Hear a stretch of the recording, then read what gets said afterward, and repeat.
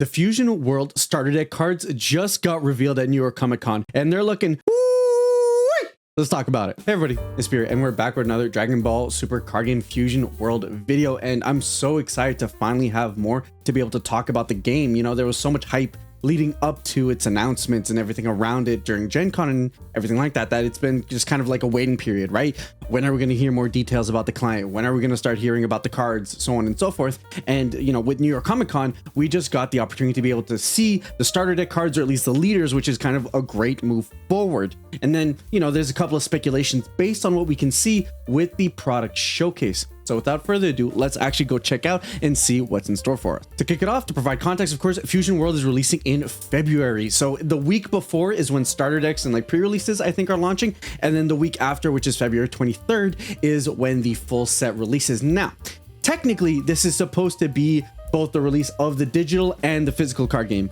We haven't gotten a beta of Fusion World. The only beta we've gotten previously was of Masters. So it'll be very interesting to see kind of like where it lines up. Will we get the release at the same time, or will it be like the physical card game first and then the digital card game will follow a week, a month? Who knows how much after? We're not entirely sure. But in terms of the physical card game, we do know that boosters for now are slated to be February 23rd, with the starter decks that we're about to see releasing the week before. So to check out the lineup, and first, huge kudos to Ori in one of my Discord servers who actually got the images to me. Much appreciated. I love getting the energy up and getting the hype and letting you guys know, especially if you are planning on attending New York Comic Con, to be able to kind of line up and get yourself ready to run demos and maybe get a sight at product that we're about to get our hands on soon. So like we can see, and these have already been announced, we know that we're getting 4 starter decks of Broly, Vegeta, Goku, and Frieza, of which Broly's green, Vegeta's blue, Goku's red, and Frieza is yellow. So it's very exciting. I will say very traditional to Masters, except for the fact that Vegeta and Goku here are flipped. I think in the original release, Soul Striker was blue, or the original starter deck. I'm not even sure if Soul Striker was. Either way, Goku typically started off as blue, with Vegeta being red and crit. So there is a rework here, and they are way simpler. I will say, even compared to original Masters cards, these are definitely more simplified. They are going for that quicker, lower the ground, simplified game. And we can actually see that with these leaders. Here we have their front sides, but we do actually also have their back sides.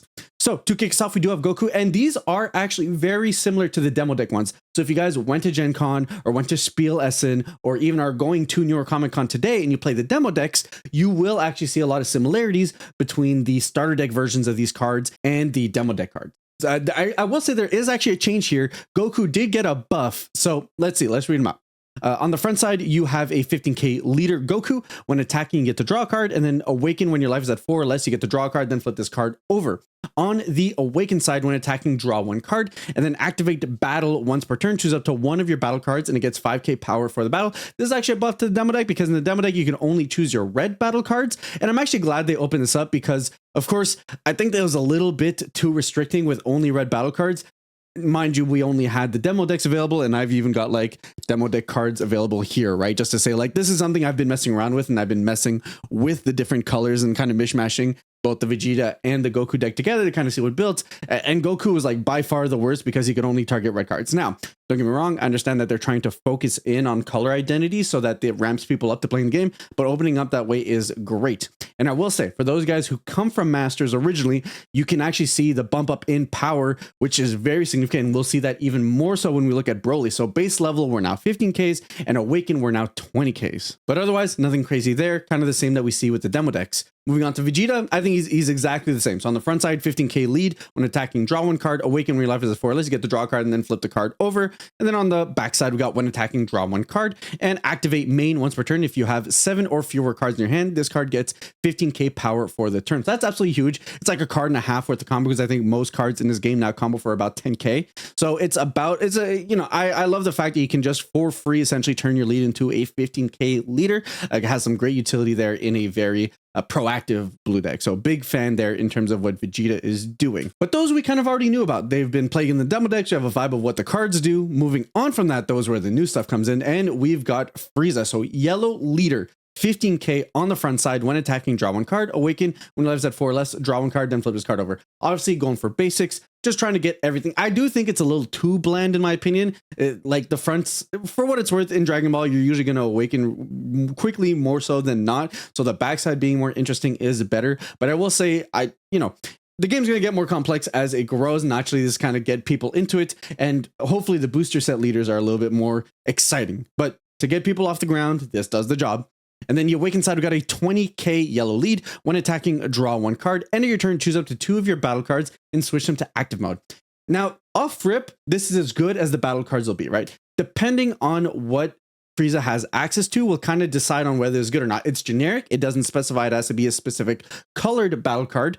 So maybe there's room for like including crit bodies into your builds like this. Your opponent can't get rid of them. Gameplay for Fusion World is going to be very reminiscent of gameplay in early Dragon Ball, which is it's very board centric. Who can win card advantage wise will typically decide, at least if it's anything like it was in the demos, because of how simplified the game is. And on that front, preventing your opponent from being able to get rid of your bodies on the board is a huge deal because it forces them to attack you, which means it forces them to have to combo or, you know, use up card advantage. And then you can kind of play a sweet game where your board is safe unless they use hard removal, which means you can more proactively get into them, deal with damage to them, so on and so forth, especially when you combo with, like, let's say critical bodies. Now I'm swinging at my opponent for crit.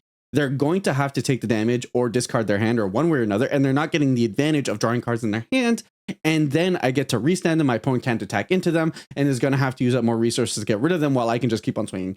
Alternatively, obviously, if you have blockers, you can attack with like a big blocker and then block with it afterwards. And I have to imagine the yellow cards will synergize with the way that Frieza works with them. So nothing too crazy, but again, it can actually be much, much more viable than it reads off rip, depending on the cards that we have access to. Not just in yellow, but any cards, because this is generic, which is super, super sweet. That said, though, pretty standard fare up until now. And this is where Broly breaks the mold. And I'm so excited that even off rip with the starter decks, we're exploring this design space. So 15k base on the front side, green leader.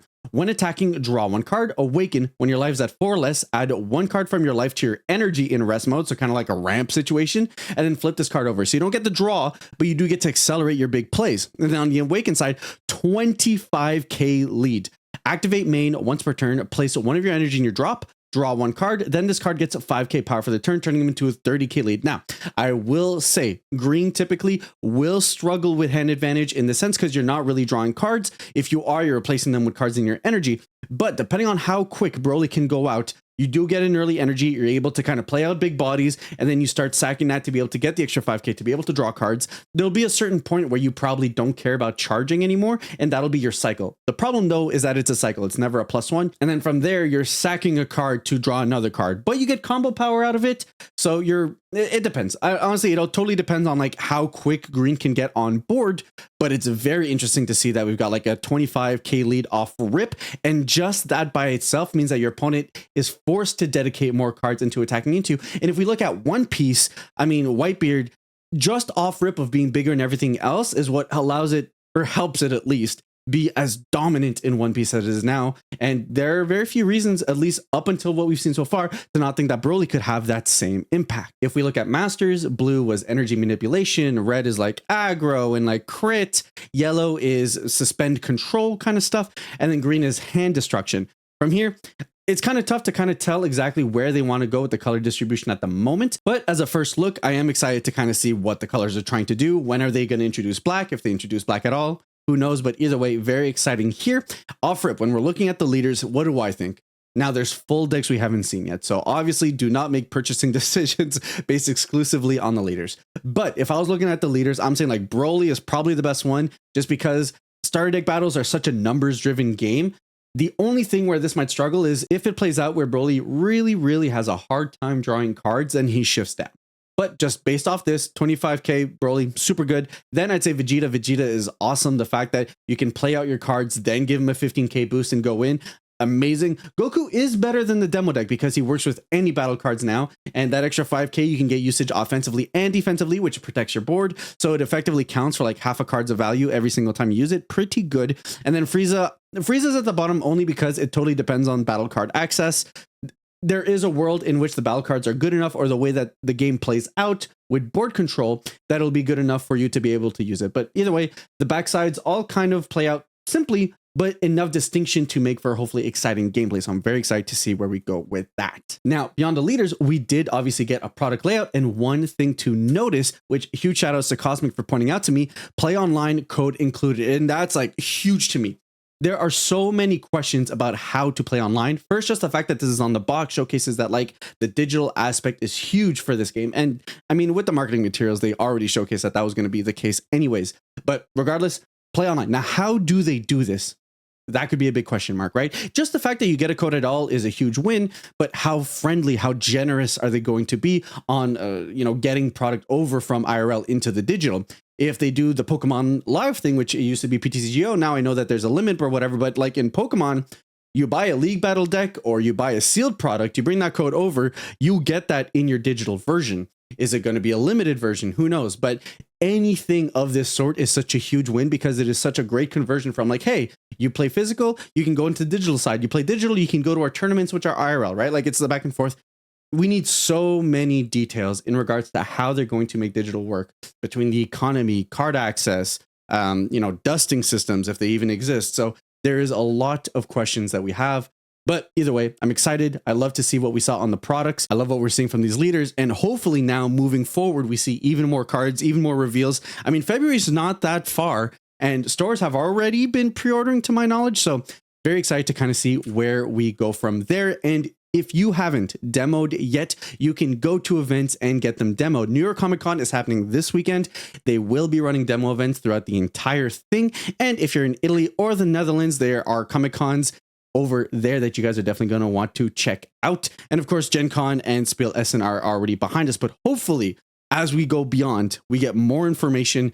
Hopefully this is just kind of the gates opening and we're going to get more and more and more info as we lead in. I mean, I have to imagine there's going to be a closed beta for the digital at some point. And we are mid-October with the release in February, which gives them what, like 4 months to figure out. So hopefully they get that figured out. Hopefully we get a beta, fingers crossed.